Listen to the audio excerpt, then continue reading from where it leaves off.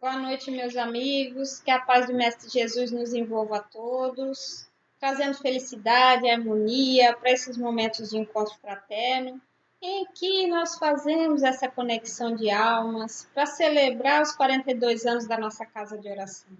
Nós vamos hoje para a segunda parte da nossa narrativa da obra Há 2000 anos, de Emmanuel, através da psicografia do nosso Chico. Para quem não assistiu a primeira parte, nós vamos deixar aqui embaixo, na descrição do vídeo, o link para poder assistir, tá? E hoje a gente vai prosseguir. Mais uma vez, né, a gente agradece profundamente a presença virtual de todos vocês, que é tão importante para a gente se sentir mais próximo, né? Alegra tanto a nossa alma ver os nomes de vocês aqui, a interação no chat, gente, os comentários. Isso tudo traz um alento, né? Para esses momentos que a gente está obrigado a se ver temporariamente isolado fisicamente, porém conectados em espírito e pensamento. E com o pensamento conectado da forma como nós estamos, nós vamos fazer a nossa prece inicial, imaginando um circuito mental, nos ligando a todos, fluidificando a água que se encontra ao nosso lado. Quem quiser pode colocar sua garrafinha, seu copo. E pedindo à espiritualidade amiga que esteja conosco em todos os momentos, nos fortalecendo, nos amparando, nos auxiliando nas nossas dificuldades, multiplicando a nossa coragem, fazendo com que nós possamos cumprir as nossas metas de vida, que é trabalhar as nossas virtudes, nos tornarmos pessoas melhores. Amigo Jesus, nós pedimos a sua luz, a sua paz a todos aqueles que sofrem, a todos aqueles que estão nesse momento angustiados pela incerteza, pelos sofrimentos da vida. Que a certeza e a confiança em Deus possa trazer alívio a todos os nossos irmãos. Que nós também tenhamos a oportunidade de levar o nosso consolo e a nossa paz a todos eles, da forma que nos for permitido. Que assim seja. Vamos prosseguir então, gente. Lembrando que esse livro, Há 2000 anos, a gente encontra facinho na internet, no formato eletrônico. Tem também audiolivro, para quem gosta de ouvir, no YouTube tem vários canais que tem audiolivro, Há 2000 anos. Mas, para quem gosta de ler no papel, o livro também está à disposição na livraria do Prozebem. Pode procurar que lá tem, tá bom? Na primeira parte do livro, a gente falou sobre o senador, Públio Lentulus, sobre a esposa dele, a Lívia, e a filhinha, que era a Flávia, e que eles se mudam de Roma lá para a região de Cafarnaum, onde Públio Lentulus ele vai ter então um encontro inesquecível com Jesus, em que ele recebe aquele convite para seguir Jesus.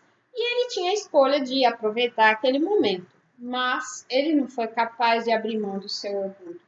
Esse mesmo orgulho que nós vimos que fez com que ele condenasse o jovem Saul à escravidão. Lembra desse fato? E por não voltar atrás na decisão, ele também teve o seu filho sequestrado por André, que era o pai de Saul, e faz isso por vingança. Nós vimos também lá na primeira parte como Fúvia, aquela que era esposa do tio de Públio, e também ela mancomunada com o chefe da guarda de Pilatos, que se chamava Sulpício Tarquínios. Eles se juntam para envenenar o coração de Públio, fazendo com que ele comece a desconfiar de Lívia. Acontece que Lívia era completamente inocente. E ela, nessa altura, ela já tinha se convertido ao cristianismo. Ela tinha conhecido Simeão da Samaria, que era o tio da sua criada Ana, que se torna também sua melhor amiga. E a Lívia tinha feito também várias amizades com as pessoas mais pobres da região, e ela saía de vez em quando para ouvir Jesus. Era a forma dela buscar conforto para o sofrimento de ter perdido o filho. ter o filho que foi sequestrado. Só que Públio, ele ficava achando que era por infidelidade dela, gente. Ele desconfiava, super desconfiava dela. Bom, nós então vamos prosseguir a nossa história a partir desse ponto. E nós vamos descrever então a segunda parte da nossa história. A história começa com o grande dia do Calvário. Bom, nessa altura do campeonato, diante da frieza de Públio, que desconfiava dela, Lívia se mantinha calada e, através da sua escrava Ana, ela sempre buscou auxiliar as pessoas na medida das possibilidades dela, mas ela sempre acolhia, inclusive os parentes de Ana e etc. Naquela época, durante a Páscoa, todos os judeus eles iam para Jerusalém. Então, Públio é aconselhado a passar a Páscoa do ano 33 em Jerusalém também. E ele vai com a família toda, aluga uma casa lá e ele vai com esse objetivo de intensificar a busca do filhinho, já que ia ter muita gente por lá naquela época. Chegando lá, Lívia fica sabendo que Jesus tinha ido para Jerusalém também e tinha sido preso. E ele ia ser condenado à morte na cruz. E ela procura o marido, mas ele já não estava em casa, e então ela decide ir até Pilatos pedir misericórdia para Jesus. Mesmo que naquela época a esposa não deveria sair de casa sem o consentimento do marido. Bom, nessa parte do livro tem uma coisa interessante para a gente notar, que é narrado que os romanos eles não entendiam por que os judeus queriam a prisão e a morte de Jesus. E Públio ele chega a dizer que, olha, em Cafarnaum, as ações de Jesus são as de um homem superior, caridoso, justo. E, bom, talvez os judeus de Jerusalém eles achassem que Jesus tinha alguma intenção política e por isso queriam tirar ele da jogada. E pensando nisso, aqueles patrícios eles tentam enviar Jesus para Herodes. Olha, vocês que se virem aí, né? Mas lá com Herodes, Jesus foi ainda mais castigado e devolvido para morrer mesmo na mão dos romanos. E acontece que os romanos eles não estavam muito preocupados com justiça, não. E eles condenam o Cristo a pedido da população. E a visita de Lívia a Pilatos acaba sendo o maior desastre, gente. Por quê? Primeiro, Pilatos interpreta mal a conduta dela. E segundo, Públio vê Lívia saindo da casa de Pilatos. Fúvia é que arma tudo para ele ver, mas ele acaba vendo e ele interpreta lá do jeito dele. Bom, saindo da casa de Pilatos, Lívia vai se separar de Ana e Simeão, que eles vão até o local da crucificação, e Lívia vai correndo para casa. Todos desconsolados porque não tinham conseguido libertar Jesus. E chegando em casa, Lívia vai se colocar em prece. E nesse momento da prece de Lívia é muito bonito, porque ela tem uma visão. Lívia tinha essa facilidade de desdobramento, como a gente vai ver ao longo do livro todo. Mas ela tem essa visão de um foco intenso de luz e ela se sente desdobrando, ela se sente a sua alma se desligando do corpo e ela é transportada ao cume do Calvário. E lá ela vê Jesus, mas ela não vê Jesus crucificado. Ela vê Jesus em todo o seu esplendor e rodeado por entidades luminosas. Então ela pede, naquele momento, chorando, ela pede alento, ela pede resignação e ela pede forças para cumprir os ensinamentos do Cristo. E ao pedir e ao entrar em contato com Cristo, ela sente em todo o seu espírito um banho de consolação mesmo. E ela se sente consolada e aliviada. Mas nisso que ela está naquele momento, concentrada, ali na prece, chega Públio com tudo, abre a porta, mete o pé na porta, né? E a visão toda desaparece. E ele, que já chegou, né, contaminado, envenenado pelas calúnias de Fúvia e Suplício, ele, e que também tinha visto Lívia sair da casa de Pilatos, ele não deixa nem ela dar nenhuma explicação. E ele diz o seguinte, naquela ira, naquela fúria, ele fala, olha, eu não vou te matar, eu não vou te abandonar, para que a nossa família não caia em desgraça. Mas a partir desse momento você é apenas uma serva. nessa casa. Você não tem direito de se aproximar da nossa filha. E não deu nenhuma chance dela se defender, gente. E assim ele diz, e a partir daquele momento, o destino deles estava separado para sempre. Ele fala isso para Lívia.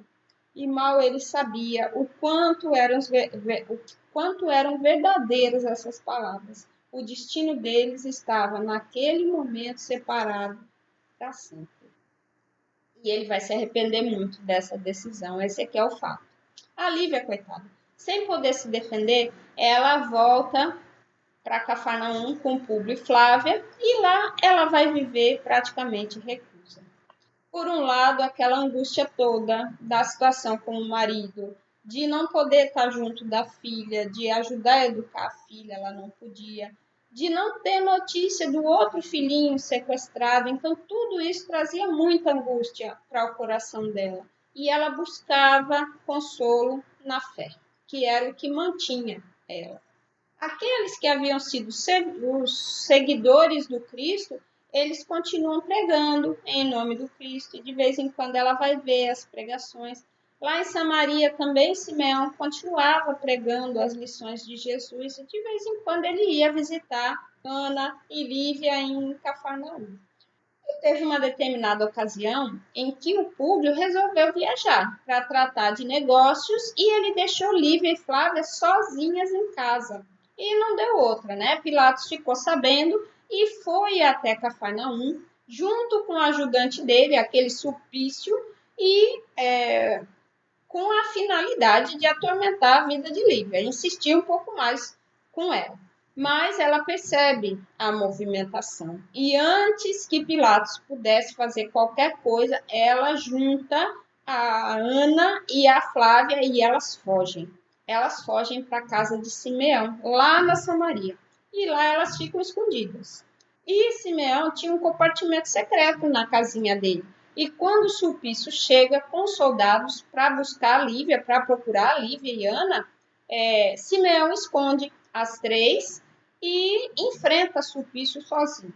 Bom, os soldados e o próprio Sulpício acabam torturando e matando Simeão. E essa parte do livro, gente, é muito comovente, porque mostra a coragem, a pureza de sentimentos de Simeão.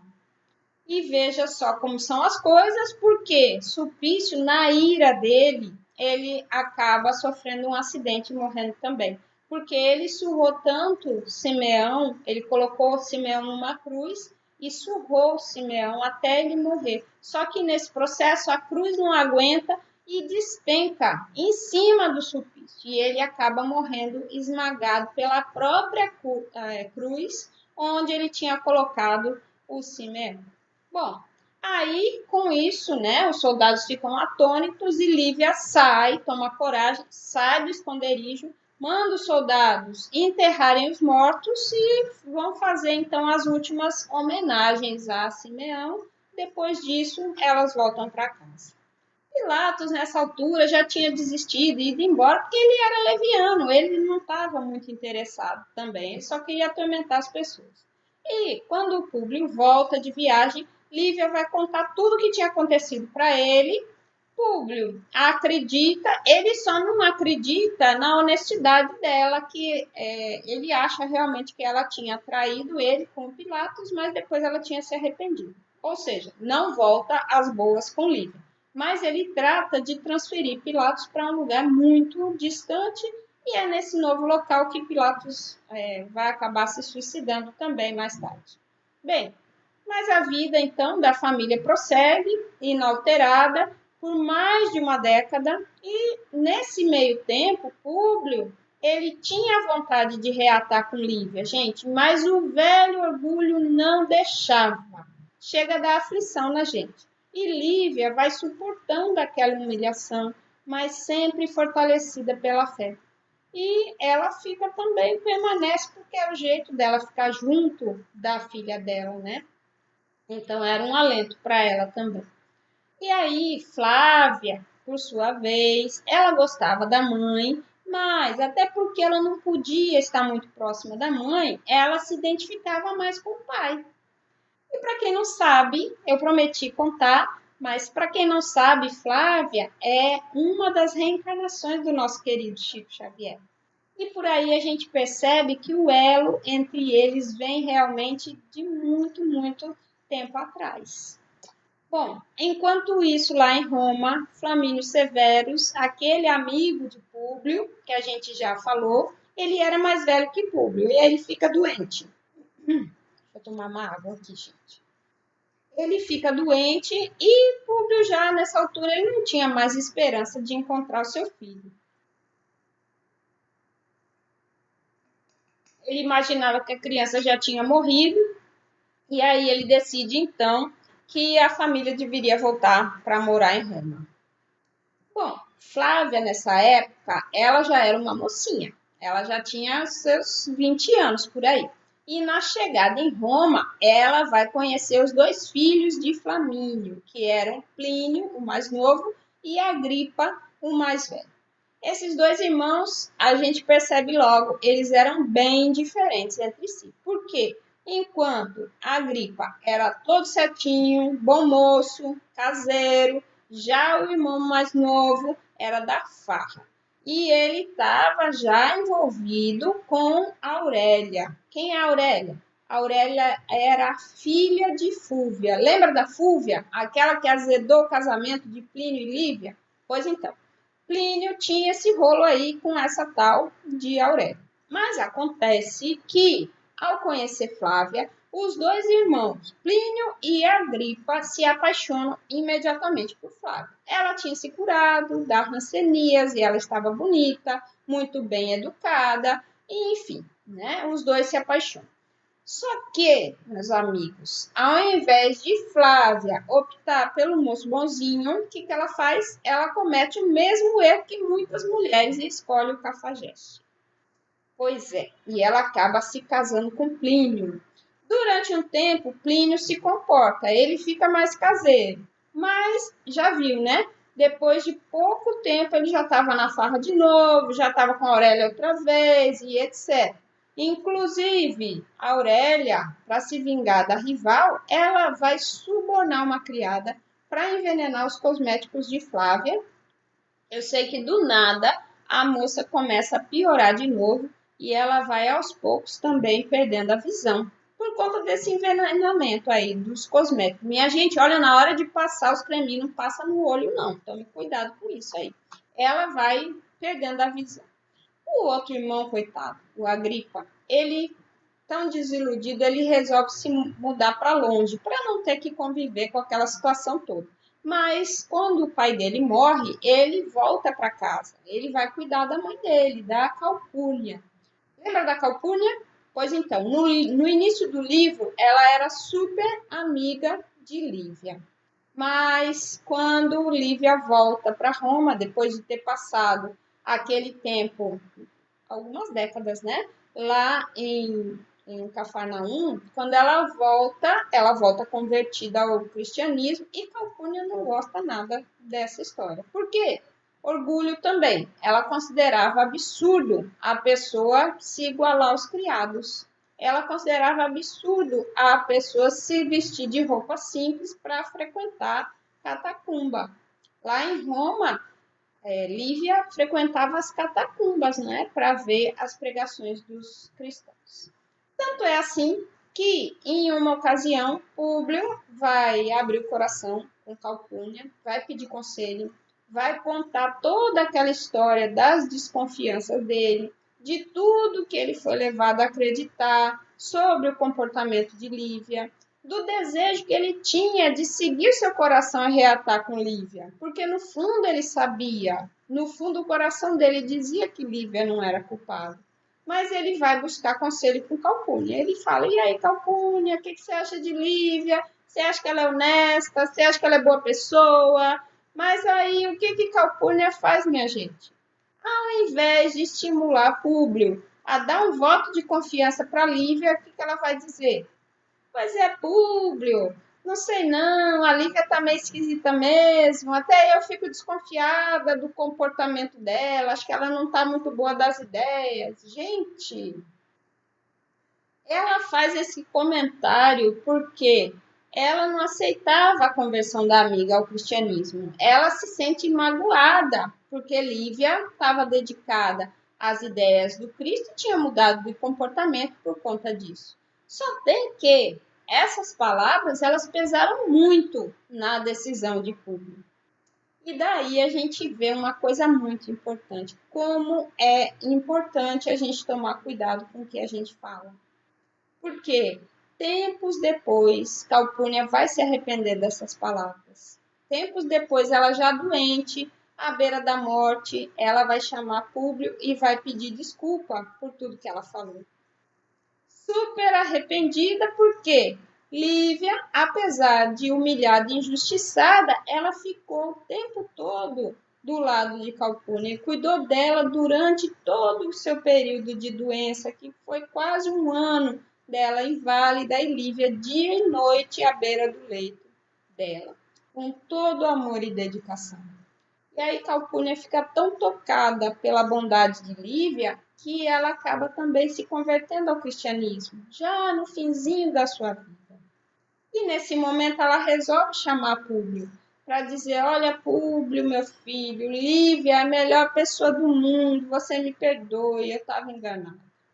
Só que nisso já tinha passado 10 anos daquela primeira conversa. Mas, nessa conversa com o público, ela vai contar que ela viu o espírito de Flamínio e que ele disse: Calpurnia, em má hora duvidaste daquela a quem deverias amar e proteger, porque Lívia é imaculada e inocente. E Calpurnia fica muito impressionada com essa visão. Ela sabia que ela já ia morrer e ela desabafa, então, conta tudo para Públio. E ao ouvir essas palavras de Calpurnia, Públio finalmente decide reatar com Lívia. Pedir perdão, voltar a ser feliz com ela. Mas, meus amigos, ele demorou 25 anos para tomar essa posição. Então, você pense o quanto o orgulho pode atrasar a vida de uma pessoa. E aí, vamos lá. Ele planeja aproveitar que dali a 4 dias, ainda ia esperar 4 dias, ele seria homenageado pelo imperador. Essa homenagem era para todos os senadores e ele ia receber uma coroa de flores. E ele planejou, então, depositar esse símbolo de vitória aos pés da esposa, pedir perdão e retomar a sua vida. Quer dizer, né? Ele nem sabia se ela ia perdoar, mas ele já pensa em retomar a vida como se nada tinha acontecido. Mas é claro que Lívia ia perdoar. Mas o que eu fiquei mais impressionada nessa história é assim, velho, por que ele não foi pedir perdão na mesma hora? Ele tinha que esperar 4 dias ainda. E ele chega até, né, tem uma cena que descreve que ele se aproxima da porta do quarto e ele fica ouvindo Lívia tocando a harpa bem baixinho, enquanto ela cantava aquela música que era a música deles, né, que era a Alma Gêmea. Mas ele não entra, ele não fala nada. Ele decide falar só dali a alguns dias. Então tá, né? Fazer o quê? Não entrou. Agora, e Lívia? Como é que estava a Lívia nesse processo todo? Gente, Lívia era de uma pureza encantadora. Inclusive, ela percebe que Públio, depois de falar com Calpurnia, e Calpurnia já estava à beira da morte, ela desencarna por essa época, mas Públio ele se torna uma pessoa, estava um pouco mais doce com ela. E ela nota isso e ela se alegra. Durante todos esses anos, ela continuou amiga de Ana, aquela sua criada, elas se tornaram melhores amigas e ela levava a vida dela entre os afazeres da casa, o auxílio aos pobres, a visita às catacumbas, né? Porque pelo menos isso o Públio deixava ela fazer. E ela sempre fazia as suas preces. E né, na hora das preces era sempre com uma cruz de madeira que Simeão tinha dado de presente para ela. E justamente naquele dia em que ela estava cantando na harpa, que Públio ouve atrás da porta, logo em seguida ela vai fazer as suas preces. E ela vai segurar aquela cruz de madeira, e nesse momento ela ouve a voz espiritual de Simeão. E ele fala para ela: filha, Regozija-te no Senhor, porque são chegadas as vésperas da tua ventura eterna e morredora. Eleva o pensamento humilde a Jesus, porque não está longe o instante ditoso da tua gloriosa entrada no teu reino. E era bem isso que ia acontecer.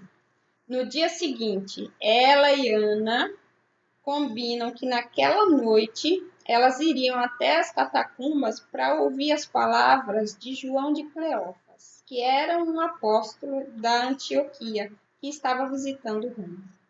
E justamente nessa noite vai acontecer um fato importante. Por quê? Por essa época, quem estava no poder era Nero, e ele tinha começado a perseguir os cristãos. E justamente nessa noite, o exército romano vai invadir pela primeira vez as catacumbas e prende todo mundo. E o imperador ordena que, como parte das homenagens aos senadores, eles iriam sacrificar aqueles cristãos no circo máximo. E o livro narra uma coisa interessante, que é a serenidade de João de Cleófas durante todo o processo de prisão, mesmo sabendo que ele ia ser sacrificado no dia seguinte. E os soldados, eles ficam muito confusos com aquela atitude alegre, chegava a ser alegre a atitude dele, mas muito pacífica e muito pacificadora do grupo que estava com ele. E ele vai responder aos soldados que se Roma tinha toda aquela beleza e esplendor, e ele já estava imaginando como seria o reino de Deus, porque Roma tinha sido construída por homens. E o reino de Deus, para onde ele teria a honra de se encaminhar dali a poucas horas, então ele ia ser infinitamente mais belo e esplendoroso. E por isso ele estava alegre. Veja só que mentalidade. Mas a verdade é que ele, já em Antioquia, ele tinha recebido uma revelação. Ele tinha recebido essa revelação de que o dia do testemunho dele estava muito próximo, mas que também as consolações do Cristo viriam junto.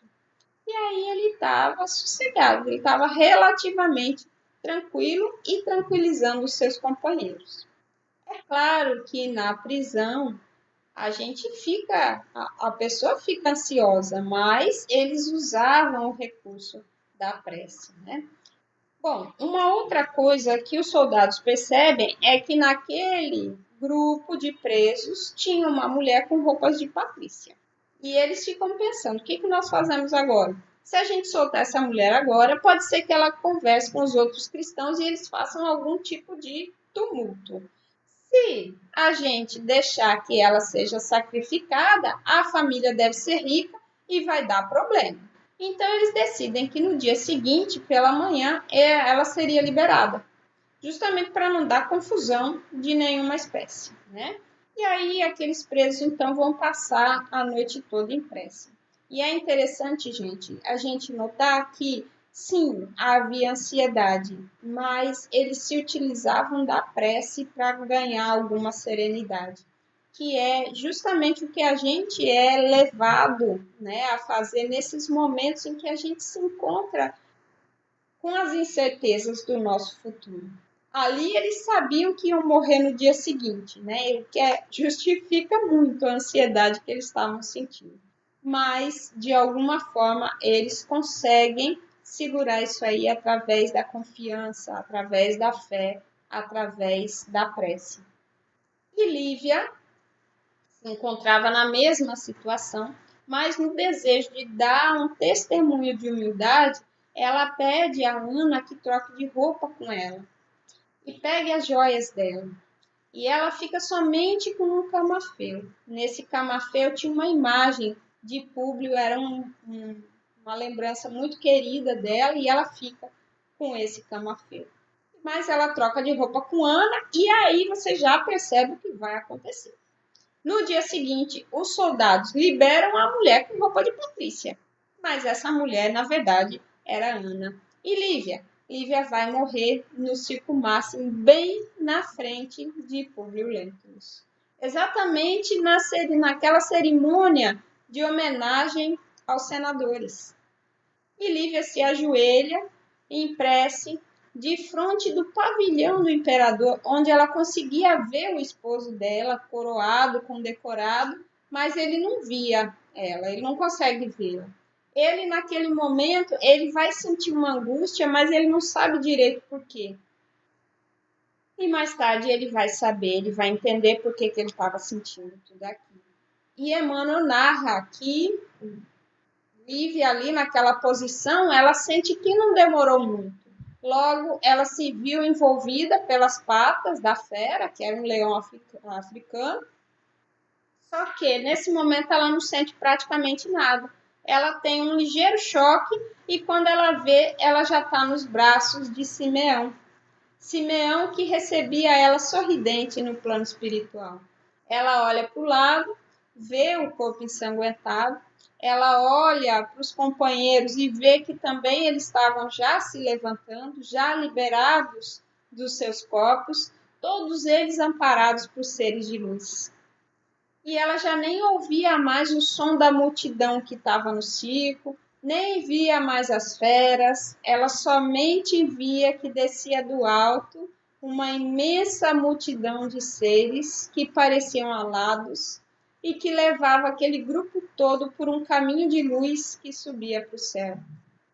E aquela paisagem era tão luminosa que, quando ela olha para trás, quando ela olha para ver a Terra, ela vê apenas uma sombra compacta. Aquilo que ela sabe ser a Terra era apenas uma sombra compacta.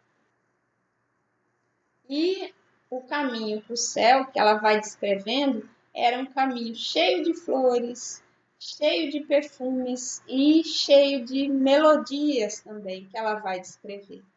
E Emmanuel, ele vai contar que, nesse momento, seres inferiores das esferas espirituais mais próximas do planeta, eles também recebiam aquelas vibrações maravilhosas. As vibrações eram endereçadas aos mártires, mas esses seres também se aproveitavam e muitos deles eram levados à conversão, ao amor, ao bem supremo. Nesse momento, eles se convertiam apenas por esse contato com essas vibrações superiores. E daí esse grupo, então, ele vai para o local, é um local muito parecido com a Galileia, e nesse local eles vão se reencontrar com Jesus. É uma descrição maravilhosa desse encontro, gente, e é muito emocionante. Não dá nem para descrever tudo aqui, só lendo no livro mesmo as palavras de consolo de Jesus para aqueles que se sacrificaram, aqueles primeiros mártires que se sacrificaram em seu nome, de esperança e de fé. Bom, mas depois desse contato com Cristo vem uma outra coisa interessante, que é o seguinte: cada um dos mártires se organiza e vai receber novas tarefas, novos trabalhos. Não tinha descanso, não. Morreu na boca do leão, mas tinha que continuar trabalhando. E eles viam isso naturalmente como uma bênção para eles. E nesse momento, Lívia, humildemente, ela pede para voltar. Ela poderia se encaminhar imediatamente para as esferas superiores, mas ela gostaria de voltar e continuar trabalhando para aqueles que ela tanto amava durante aquelas provas que necessariamente eles teriam que passar. Quer dizer, gente, 25 anos desprezada. Vai anotando aí. Porque às vezes a gente recebe um desaforo e, se a pessoa não pede desculpa imediatamente, a gente já nem perdoa mais. Não, demorou, agora não quero mais saber, não vou mais perdoar. Mas Lívia, essa entidade superior está aí para nos dar o exemplo. 25 anos de desprezo e humilhação, e no final ela faz o quê? Pede para voltar para as regiões das trevas para ajudar aqueles seres amados. Vamos lá no esforço para a gente tentar ser pelo menos um tiquinho igual a Lívia, né?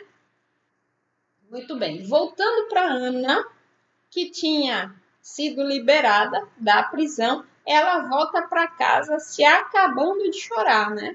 Porque ela, primeiro, a expectativa dela deu tudo errado do jeito que ela tinha imaginado que as coisas iam acontecer, né? Lívia acaba morrendo em seu lugar e ela super angustiada, porque ia ter que encarar Públio. E ela vai, não tem jeito, ela vai ter que contar para Públio tudo o que tinha acontecido. E nesse momento, gente, Públio Lentulus experimentou a dor mais terrível de toda a sua vida. E nesse momento, ele é invadido por um sentimento que ele tem ímpeto de castigar a criada, mas ao mesmo tempo, lembrando da bondade de Lívia, ele não consegue fazer isso. Lá dentro ele já estava mudando e ele acaba não fazendo nada. Ele sai de casa a pé, ele volta para o circo, ele consegue reaver aquele camafeu que estava com Lívia e ele sai perambulando pela rua, pensando, né? E pensando no quanto Lívia tinha se sacrificado por ele. Só nesse momento ele reconhece. E ele reconhece também que o tempo todo, ao invés de prestar atenção nas pessoas, nos afetos, ele ficou preso às coisas do mundo. E do que tinha adiantado tudo isso? No fim, ele tinha perdido tudo que ele mais amava no mundo. E nesse momento, e é sempre no momento de sofrimento, né? Ele se lembra de Jesus. E é nesse momento que a gente vai ver o início da conversão de Emmanuel. Ele se ajoelhou e orou. E chorou também. E foi conversar com Jesus, dizendo que tinha sido necessário ele perder o que ele tinha de mais querido, o maior tesouro que ele tinha, para que ele pudesse finalmente se dar conta das palavras de Jesus. E naquela prece ele vai dizer que ele ainda não era capaz de compreender a cruz, ainda não era capaz de compreender a humildade, mas ele pediu o auxílio do Cristo, ele pediu socorro e ele pediu consolo para poder passar por aquela situação. E aí, gente, como nenhuma prece fica sem resposta, durante esse tempo em que ele está ali orando, ele vê uma luz e aos poucos aquela luz vai se transformar na imagem do seu amigo Flamínio Severus. E Flamínio Severus vai conversar com o Públio, vai falar, olha Públio, não vai ter jeito. Você vai ter que passar por todas as amarguras e é melhor que você não se revolte com os desígnios de Deus. Porque a partir de hoje você vai começar a colher tudo que você plantou. E é bom sempre lembrar que quando a gente está diante da morte, toda a vaidade, todo o orgulho, tudo isso desaparece. Porque são fraquezas nossas, são fraquezas que nos arrastam para as trevas. Então é melhor que você aceite o seu sofrimento, volte para sua casa e receba, né, o cálice das suas amarguras, porque tudo isso vai te auxiliar, te livrar desse orgulho, dessa vaidade, de tudo de ruim que você precisa se livrar. E realmente ainda viria muito sofrimento pela frente. Vou continuar contando aqui, gente. Muito bem. Agora era chegado aquele momento de Públio colher aqueles frutos daquele ato impensado que ele teve lá no passado e que acabou resultando na condenação de Saul à escravidão. Saul, aquele jovem, né, que acabou sendo comprado pela família de Flamínio Severus. Depois de um tempo ele é liberto, ele recebe um valor em dinheiro que ele consegue multiplicar e ele fica rico como comerciante. E ele também se torna amigo de Plínio e Agripa, que eram os dois filhos de Flamínio. Então, só que quando ele conhece Flávia, ele também se apaixona por Flávia. E Flávia, obviamente, ela estava comprometida com Plínio e ela rejeita Saul. E Saul fica com raiva. Ele promete vingança e ele acaba armando para que Agripa fosse assassinado e que Plínio fosse o principal suspeito. E isso também toda essa situação foi um outro golpe no coração de Plínio e Flávia, que já estavam tão sofridos, né, pela perda de tantas pessoas. Aí pedem também Agripa, que morre, e Plínio, que acaba fugindo, né, fica foragido. E para enfrentar essas situações, eles acabam contando com a ajuda de Ana, porque nessa altura do campeonato eles também estavam se convertendo, né, ao cristianismo, e Ana era a portadora das palavras do Cristo. E ela é que cuidava, né? Flávia, nessa época também, ela continuava usando aqueles cosméticos envenenados por Aurélia, piorando cada vez mais a sua situação, e ela acaba ficando totalmente cega. Mais tarde ela vai até conseguir curar os problemas de pele, mas a cegueira mesmo, ela não, a visão ela não recupera, a cegueira permanece. E Ana é que fica cuidando dela. E aí os anos passam, a vida prossegue, só que ainda viria mais golpes para Públio. 10 anos depois, ele é enviado a Jerusalém. Ele é enviado para conter uma rebelião de judeus. Só que chegando lá, a rebelião estava pior do que ele imaginava e ele é aprisionado. E adivinha quem era o líder da rebelião? Justamente André, aquele pai de Saul e que era também a pessoa que raptou o filho de Públio. Quando Públio estava ali prisioneiro, André chama um escravo seu e manda que ele queimasse os olhos de Públio. Só que quando Públio olha para o escravo, ele vai perceber imediatamente que aquela pessoa era o seu filho. Então pense no sofrimento. Ele vai ter os olhos queimados pelo próprio filho e quase que imediatamente depois que isso acontece, os romanos invadem o local e matam o rapaz. Então, Públio fica nessa situação cego e é bom aqui a gente lembrar, abrir um parêntese para lembrar que lá no começo do livro é narrado que Públio, em uma vida anterior, ele costumava queimar os olhos dos inimigos. Então veja só que nada, absolutamente nada, é por acaso. Mas também veja só como tudo é oportunidade. Por quê?